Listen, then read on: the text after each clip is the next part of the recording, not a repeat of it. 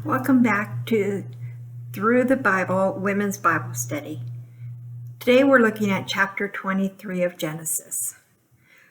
Chapter 22 is the chapter about Abraham and God telling him to sacrifice Isaac and how that all worked out. And of course, Isaac is alive and well.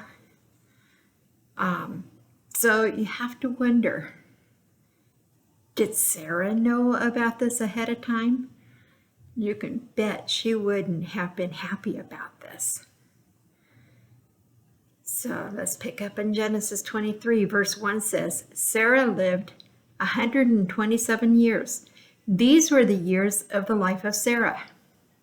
Now the rabbinical midrash, a document, well, more like several documents that fill in scripture where things are not clear. Of course, God didn't seem to ordain this. These are man's explanations. So some of it is kind of fun. So here's one. So the rabbinical midrash says that when Abraham returned home and told Sarah what he had done, in response, she let out 7 loud cries and died. Again, that's not what Scripture says.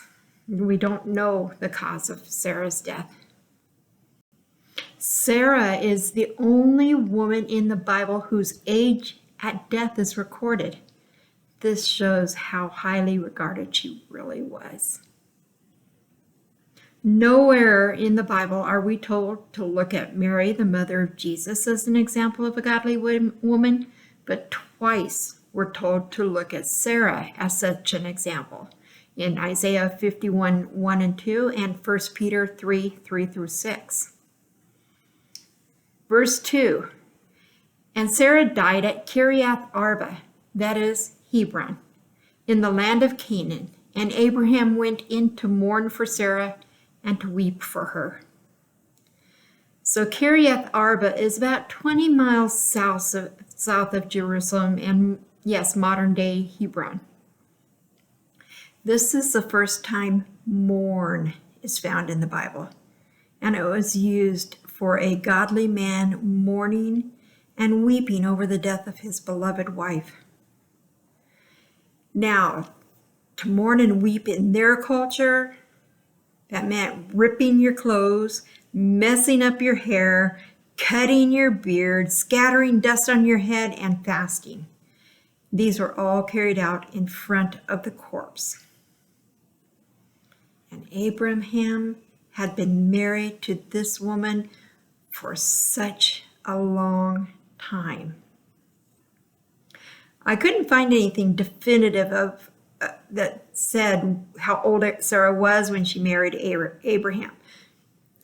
The range I saw was from 8 years old to 40 years old. So they were married somewhere between 119 years to 87 years.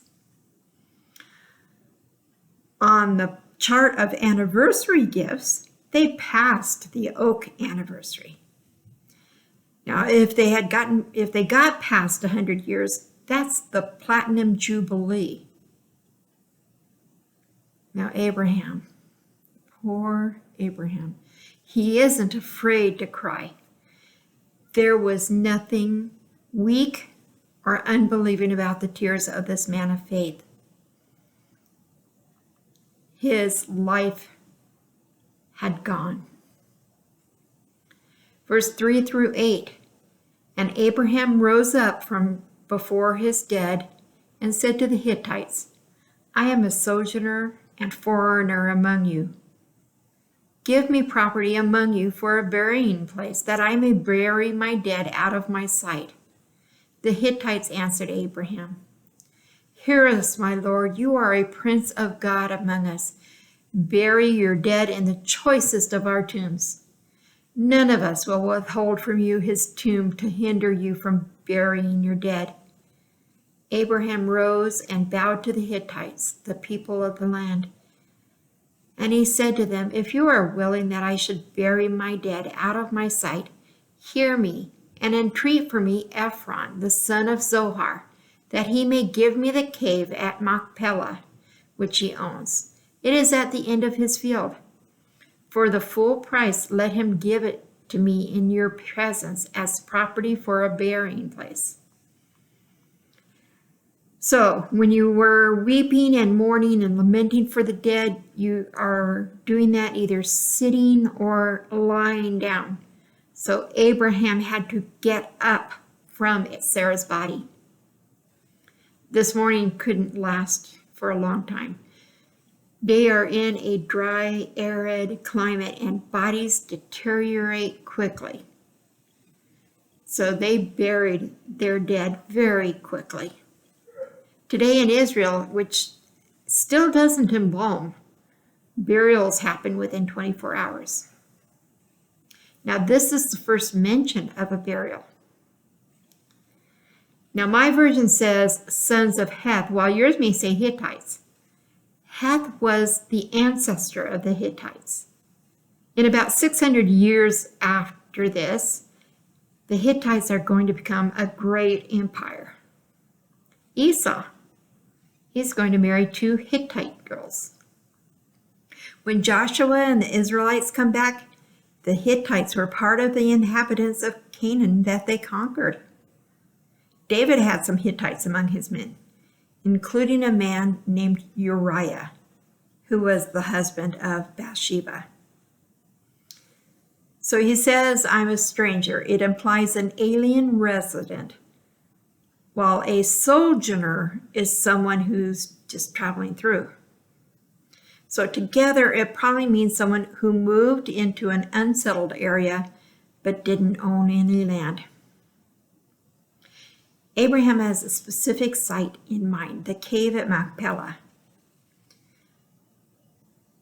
But it seems that Ephron wants to sell him the cave too.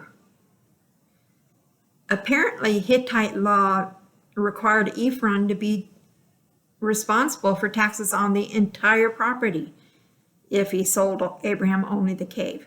But if he sold him the land too, Abraham would be responsible for the taxes. But Abraham didn't want anything but that cave. Back in Genesis 13:18, Abraham lived in this general area and he built an altar to God. He knew this cave and he was willing to pay the full price for it. Verse 10 through 16.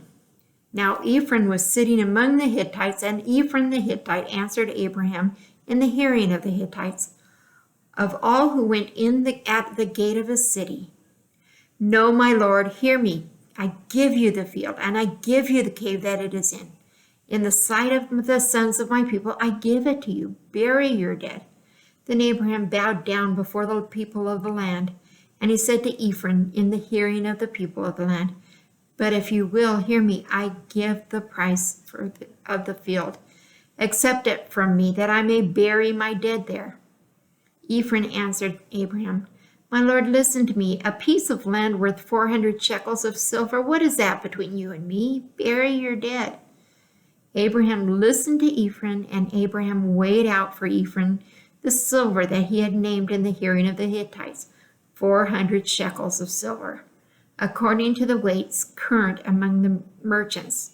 So they're at the city gate. That's where business takes place. So that's where they're at. They're negotiating. So this type of negotiating was typical of their practices. It's still typical in the Middle Eastern culture now. First, the seller offers to give the item, confident that the buyer's going to refuse. So when he refuses to buy it to receive it as a gift, the seller suggests a price, which he claims is modest, but it's usually really high. This was understood to be the starting point, and from then they bargained on. In Damascus, Syria, when a purchaser makes a lower offer than can be expected, he's answered, What? Is it a matter of money between us? Take it for nothing, friend. It's a present for me. Ephraim expected Abraham to haggle down. He didn't expect full price. In not giving a counteroffer to the 400 shekels of silver, Abraham was very generous in his dealings with Ephraim. Today, that would be about 100 pounds of silver. And today's value, that's about $36,000. Abraham doesn't want the land for free because it would still belong to someone else. He needed to buy the land. Verse 17 through 20. So the field of Ephraim in Machpelah, which was to the east of Mamre, the field with the cave that was in it, and all the trees that were in the field throughout its whole area was made over to Abraham as a possession in the presence of the Hittites before all who went in at the gate of the city. After this, Abraham buried Sarah his wife in the cave of the field of Machpelah east of Mamre, that is Hebron, in the land of Canaan. The field and the cave that is in it were made over to Abraham as property for a burying place by the Hittites. This is the only piece of land that Abraham ever owned in Canaan, even though God has promised that the whole land is going to belong to him. This cave is where Isaac and Ishmael are going to bury Abraham. Isaac and Rebekah are both buried there. Jacob buried Leah there, and Joseph buried Jacob there. This cave was a great tomb of the patriarchs. There's a mosque over there where they think the cave was. It's guarded by Mohammedans who regard Abraham as the founder of their race. No one is ever allowed to enter the cave. Only one European has ever succeeded in sneaking into the cave. Now, a note, a Jewish mystical tradition, it says that it's also the entrance to the Garden of Eden, where Adam and Eve were buried. Nothing scriptural in that. We're going to go on and finish chapter 24 too. Verses 1 through 4. Now Abraham was old, well advanced in years, and the Lord had blessed Abraham in all things. And Abraham said to his servant, the oldest of his household, who had charge of all that he had, put your hand under my thigh, that I may make you swear by the Lord, the God of heaven and God of the earth, that you will not take a wife for my son from the daughters of the Canaanites among whom I dwell, but will go to my country and to my kindred and take a wife for my son Isaac. So using calculations, Abraham is probably about 140 years old. God said he would bless Abraham, and he did. He blessed him in everything. When he passed tests and when he failed, Abraham was blessed. So back in Genesis 15, we heard about a servant named Eleazar. Since this is talking about the oldest servant in the house, this is probably Eleazar. It's a position of great honor and responsibility, managing everything that Abraham had. Back in chapter 15, we found out that if Abraham didn't have any sons, Eleazar would inherit anything. Now he's making sure Isaac has an heir. So this putting your hand under the thigh thing, according to ancient custom, this described a solemn and serious oath that could not be broken, even by death. He's actually putting his hand on the part that bore the mark of circumcision, the sign of God's covenant. Yes, probably that part. Apparently, modern Egyptian Bedouins still do this. Abraham was really concerned that Isaac not be married to a pagan Canaanite bride. He wanted a wife from his kin. Notice when he says, my country, he doesn't say what that country is. Some say it's Haran, and some say it's Ur. There is a city by the name Nahor that they found listed on some clay tablets found in Mari. Haran refers to a district, not just a city in north central Mesopotamia. Verse 5 through 9. The servant said to him, perhaps the woman may not be willing to follow me into this land. Must I then take your son back to the land from which you came? Abraham said to him, see to it that you do not take my son back there. The Lord, the God of heaven, who took me from my father's house and from the land of my kindred, and who spoke to me and swore to me, to your offspring I will give this land. He will send his angel before you, and you shall take a wife for my son from there. But if the woman is not willing to follow you, then you will be free from this oath of mine. Only you must not take my son back there. So the servant put his hand under the thigh of Abraham, his master, and swore to him concerning this matter. Abraham probably believed that he was going to die while the servant was gone, so he had to make his instructions extremely clear. Abraham wants to make sure Isaac, the son of the promise, never leaves the promised land. His wife needed to come to him. This was so important to Abraham that he even thought it would be better for Isaac to remain single than to leave. Remember, he had done it. He learned his lesson. Don't leave the promised land. He insisted on this because God made a covenant promise to Abraham and his descendants that the land of Canaan was theirs. Abraham understood that this promise was passed on to Isaac, not Ishmael. He assures the servant that there is going to be an angel leading his way. Notice, not the angel of the Lord. So this means an actual angel, not Jesus. Verse 10 through 14. Then the servant took 10 of his master's camels and departed, taking all sorts of choice gifts from his master. And he arose and went to Mesopotamia, to the city of Nahor.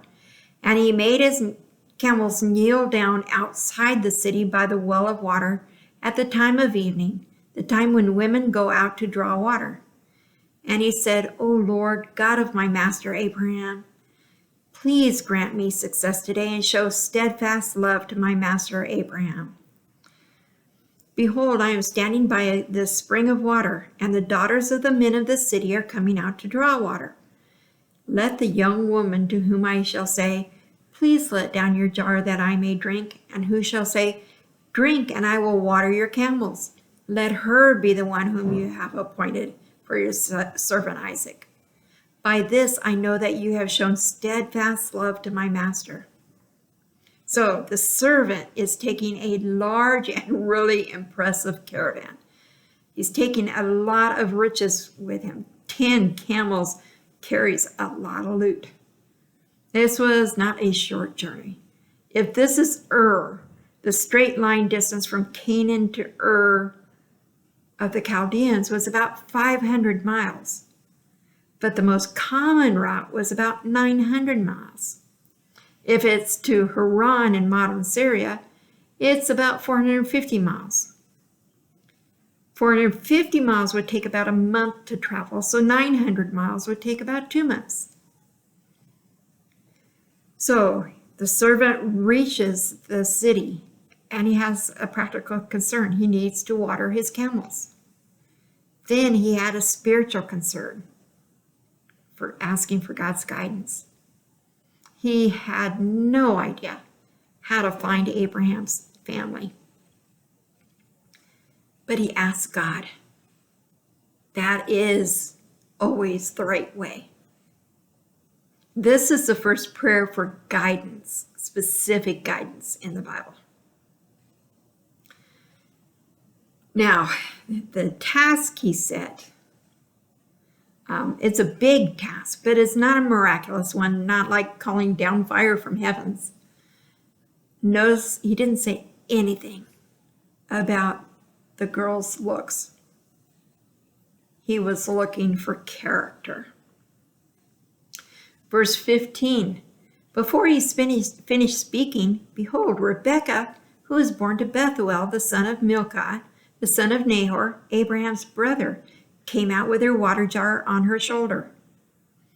The servant didn't know right away, this is the girl, this is the answer to his prayer. And he didn't know she was Abraham's great niece. Now, just to show how accurate the Bible is, in Egypt, women carried water jars on their head. In Mesopotamia, they carried the jar on their shoulder. This is in Mesopotamia, so it is accurate that she was carrying the jar on her shoulder. Verse 16 through 20, the young woman was very attractive in appearance, a maiden whom no man had known. She went down to the spring and filled her jar and came up. Then the servant ran to meet her and said, "Please give me a little water to drink from your jar." She said, "Drink, my lord." And she quickly let down her jar upon her hand and gave him a drink. When she had finished giving him a drink, she said, "I will draw water for your camels also, until they have finished drinking."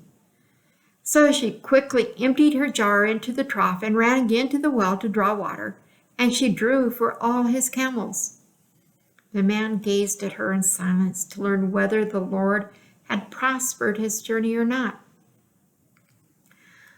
When translated into English, the Bible sometimes seems very understated. So when it says Rebekah was very attractive, she was drop dead gorgeous. Notice the servant asks for the water, but he doesn't ask her to water the camels. He just asked for himself. She offered to water the camels. That is not an easy task. A camel can drink up to 20 gallons of water, and he had 10 camels. An ancient water jar held about 3 gallons of water. That means Rebekah made between 80 and 100 descents into that well. What a lot of work. And he is just sitting back there, amazed at her hard work and wondering, okay, she did the first test. Is she related to Abraham? Second test. Verse 22 through 28. When the camels had finished drinking, the man took a gold ring weighing a half shekel and 2 bracelets for her arms weighing 10 gold shekels, and said, "Please tell me whose daughter you are. Is there room in your father's house for us to spend the night?" She said to him, "I am the daughter of Bethuel, the son of Milcah, whom she bore to Nahor." She added, "We have plenty of both straw and fodder and room to spend the night." The man bowed his head and worshipped the Lord and said, "Blessed be the Lord, the God of my master Abraham, who has not forsaken his steadfast love and his faithfulness toward my master. As for me, the Lord has led me in the way to the house of my master's kinsman." Then the young woman ran and told her mother's household about all these things.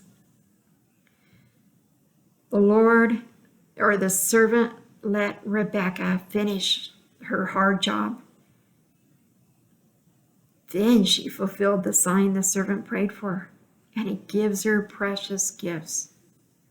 When it talks about a ring, it's typically a nose ring.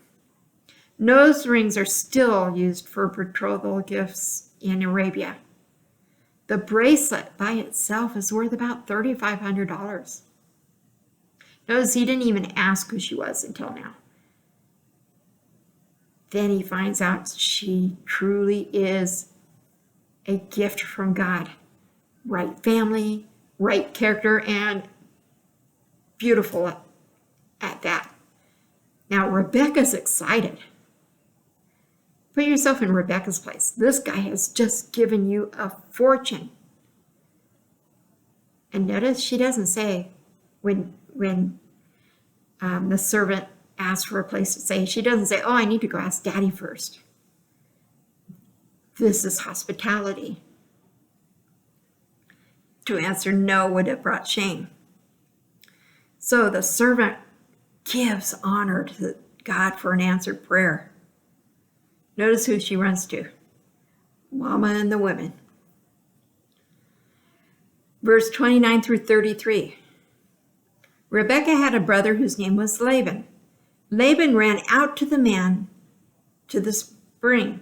As soon as he saw the ring and the bracelets on his sister's arms and heard the words of Rebekah his sister, thus the man spoke to me, he went to the man, and behold, he was standing by the camels at the spring. He said, come in, O blessed of the Lord. Why do you stand outside? For I have prepared the house and a place for your camels.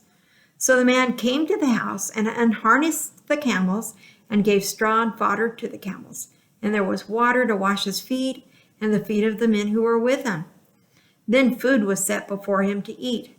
But he said, I will not eat until I have said what I have to say.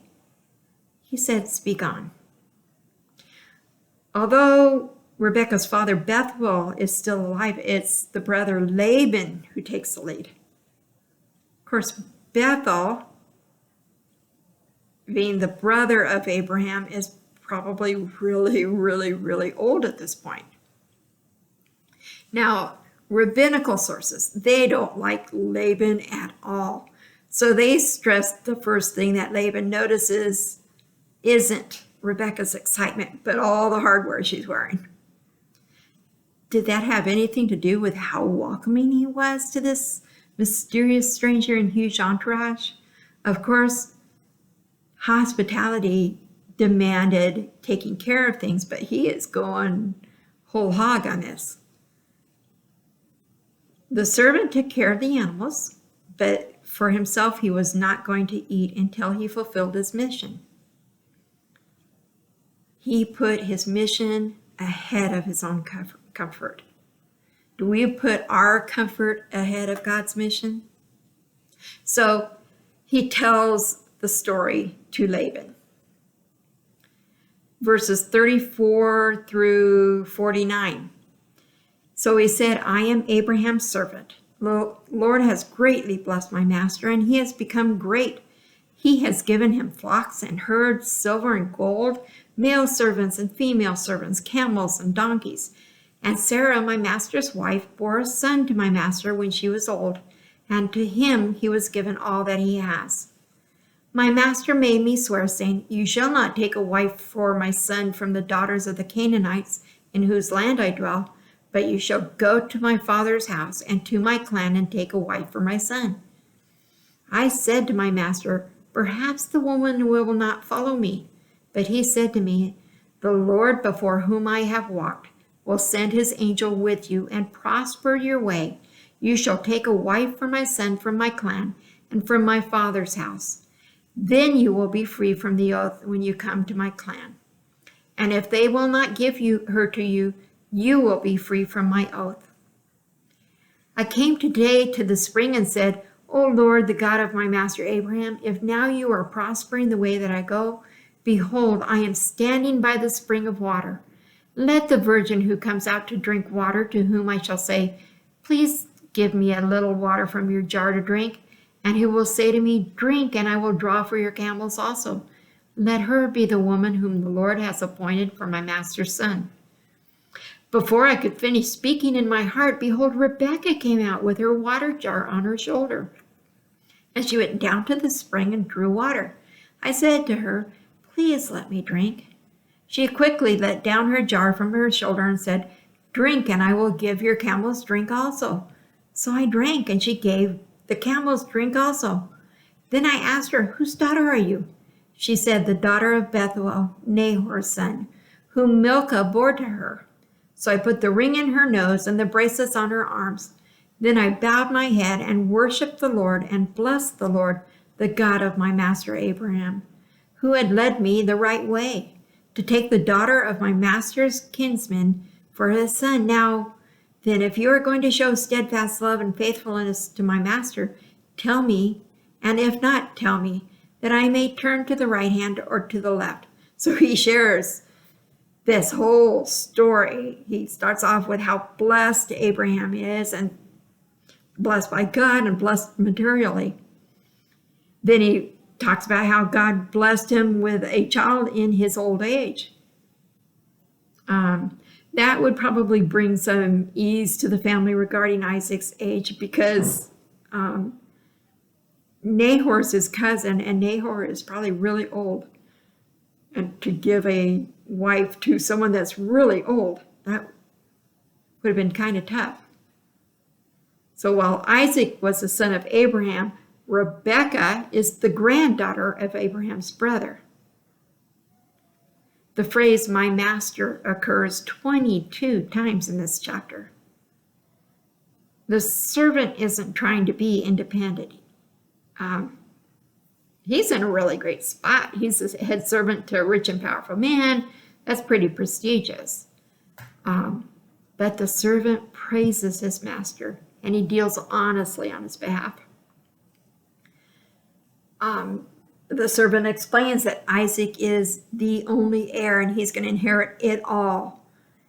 Those rings, nothing. Just wait till you see it all. He also explained Abraham's faith in the one true God. Bethuel and his family would have remained idol worshipers, while Abraham learned about the one true God. This faith was demonstrated in that he knew the servant would find the right woman for Isaac. The servant understood that whatever the answer, yes or no, the answer was to his master, not to himself. It's a picture of how we deliver a message from God. We can tell the world that our master is great because he is so great. We can tell the world that our master's son is the heir. And we can let the world know that you may say yes or no, but you're saying yes or no to God, not to us. So after this, Laban wants an answer. If he doesn't get the right answer, he needs to go somewhere else. 50 through 53. Then Laban and Bethuel answered and said, "The thing has come from the Lord. We cannot speak to you bad or good. Behold, Rebekah is before you. Take her and go, and let her be the wife of your master's son, as the Lord has spoken." When Abraham's servant heard their words, he bowed himself to the earth before the Lord. And the servant brought out jewelry of silver and gold and garments and gave them to Rebekah. He also gave to her brother and to her mother costly ornaments.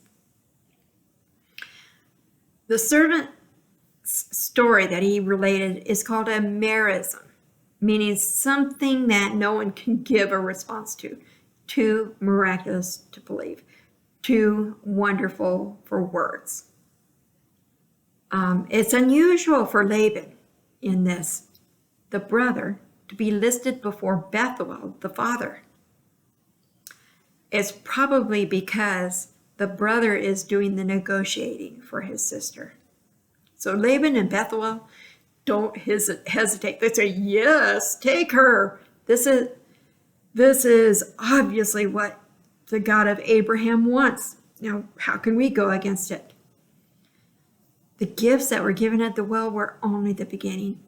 With an agreement to marriage, Rebekah gets even more gifts. It was customary for the bridegroom, or in this case the representative, to give the family of the bride gifts as a dowry to demonstrate that they are financially able to provide. And they are. Verses 54 through 60. And he and the men who were with him ate and drank, and they spent the night there. When they arose in the morning, he said, "Send me away to my master." Her brother and her mother said, "Let the young woman woman remain with us for a while, at least 10 days. After that she may go. But he said to them, do not delay me, since the Lord has prospered my way. Send me away that I may go to my master. They said, let us call the young woman and ask her. And they called Rebekah and said to her, will you go with this man? She said, I will go. Then they sent away Rebekah, their sister, and her nurse, and Abraham's servant and his men. And they blessed Rebekah and said to her, our sister, may you become thousands of 10,000s, and may your offspring possess the gate of those who hate him. So in their world, wealth was accumulated by having precious metals, jewels, expensive clothing, food, land, livestock. The servant brought silver and gold and garments and precious things. Now, Rebekah's family wants to delay the trip for at least 10 days, but the servant is focused on his mission. They want to send Rebekah off with the usual marriage ceremonies and the rituals, and the servant just wants to get back. Maybe he's afraid they won't get back before Abraham dies. Now, ancient tablets show that the permission of the girl was required. They probably think she wants to stay as long as possible. Nope. She's willing to get going now. She understands her loyalty needs to be with her new family. Verse 56, again, that one says, but he said to them, do not delay me, since the Lord has prospered my way. Send me away that I may go to my master. In Hebrew, a normal sentence begins with the verb, but here the subject is first. The placing of Yahweh is emphatic. After a 900-mile journey, he stayed one night and wants to get back on the road. Rebekah's nurse comes with him. Later, we're going to learn her name is Deborah. She was her wet nurse. She would have been assigned to her at birth, and she would have been the one that breastfed Rebekah. She had the responsibility of raising her and serving as a guardian. She's going to live another 106 years. So they give her a farewell poem and asking God for many descendants and a huge inheritance. These are common requests in their culture, and they are going to be fulfilled in Rebekah. Verses 61 through 67. Then Rebekah and her young women arose and rode on the camels and followed the man. Thus the servant took Rebekah and went his way. Now Isaac had returned from Beer Lahai Roi and was dwelling in the Negev. And Isaac went out to meditate in the field toward evening. And he lifted up his eyes and saw, and behold, there were camels coming. And Rebekah lifted up her eyes, and when she saw Isaac, she dismounted from the camel. And she said to her servant, who is that man walking in the field to meet us? The servant said, it is my master. So she took her veil and covered herself. And the servant told Isaac all the things that he had done. Then Isaac brought her into the tent of Sarah his mother, and took Rebekah, and she became his wife, and he loved her. So Isaac was comforted after his mother's death. So can you imagine the conversations on the way back? Rebekah is probably drilling that servant for every detail about her betrothed. Isaac is continuing in his father's nomadic lifestyle. He's back to living in southern Israel, and he's out in the field meditating. First mention of Isaac since Mount Moriah. So when Rebekah finds out that is Isaac, she covers herself with a veil that showed chastity, modesty, and submission. That's how she wanted to meet the man she would marry. It says Isaac took her into his mother's tent. That would have been a beautiful tent and a wonderful gift for her. By entering the tent, it also signifies that Sarah is taking her place as the new matriarch of the clan. Rebekah brings Isaac comfort. Isaac had mourned for a long time. His mother had died 3 years earlier. Rebekah is kind of symbolic of the bride of Christ. They were both chosen for marriage before they knew it. They were needed to accomplish God's eternal purpose. They were destined to share in the glory of the Son. They must leave their known world to be with the Son. And they were loved and cared for by the Son. So that is where we're going to leave it today. Next, we'll look at Genesis 25. Thank you for joining. Again, click like if you've enjoyed this. Consider following if you would like to be notified of when a new session is available. And again, thank you.